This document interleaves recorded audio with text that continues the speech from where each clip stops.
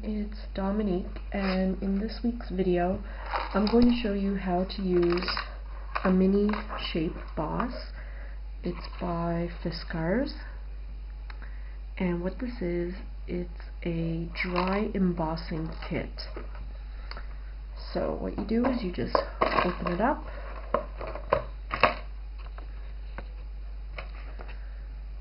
and I already have a piece of paper, piece of cardstock.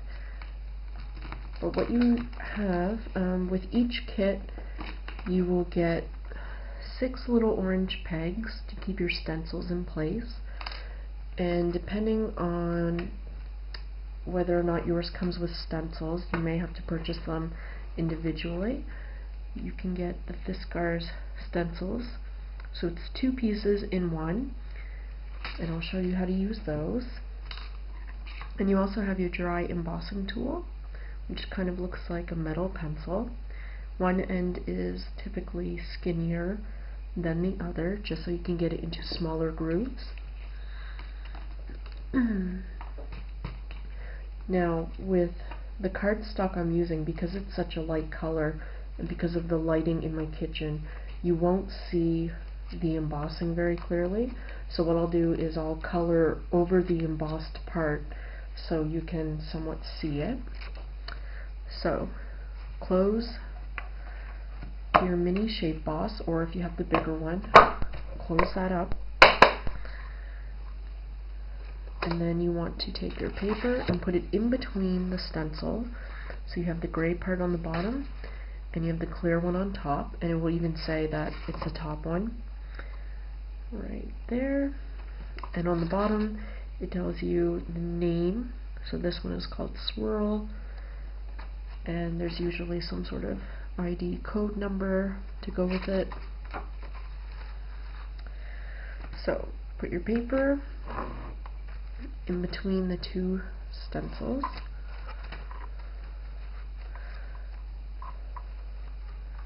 Put it on as straight as possible, depending how you want to make your design. And then line up the holes with the peg holes that are on your Mini Shape Boss. Now, here's a warning. When you put in the peg, do not press hard, because they are very difficult to get out. So just put them in lightly. And I only recommend 1 sheet of paper at a time. That way you get a nice, crisp image. The harder you press, the more vibrant your embossed image will be.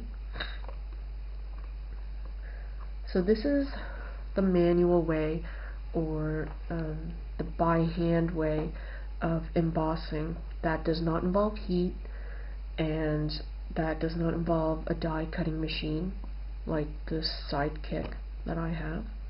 So what you're going to do is you're going to take your tool.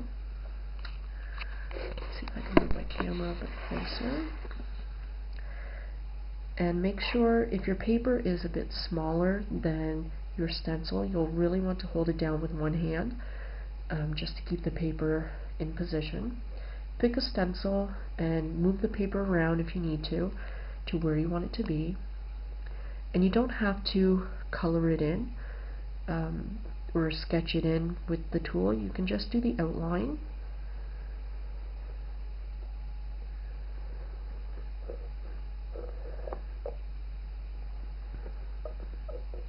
So you're more or less tracing the stencil onto your paper or cardstock. That way it will show the image or the outline. And this is a great way to jazz up plain cardstock. Whether it be plain white color or a different color, you can do whatever you like, and it's great for backgrounds as well.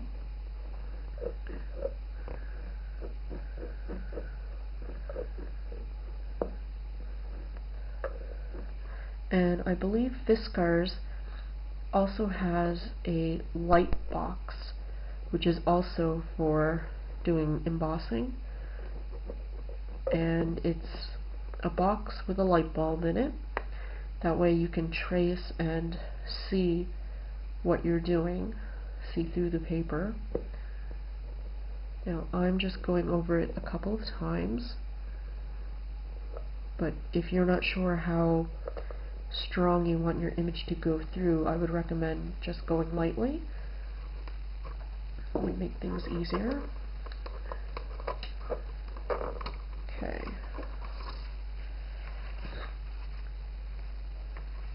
So you're probably not going, oh, you can see a little bit. So it's indented into the shape that I chose.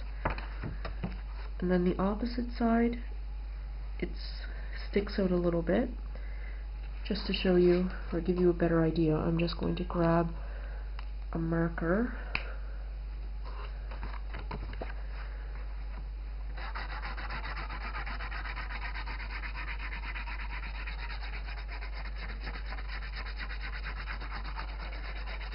You may or may not be able to see this.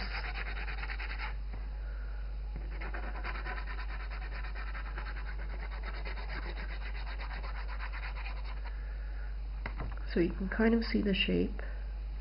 I have some other ones that I did here the other day.